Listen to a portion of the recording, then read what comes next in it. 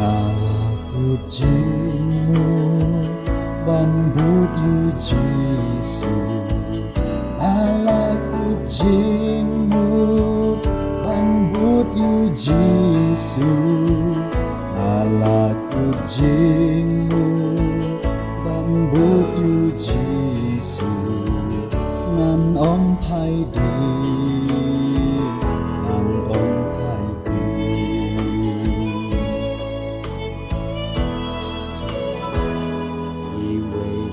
Kim tre ca Marweiñ ngàn, Iawren là kim tre ca Marweiñ ngàn bồ. Iawren là kim tre ca Marweiñ ngàn bồ. Ngàn om phai đi.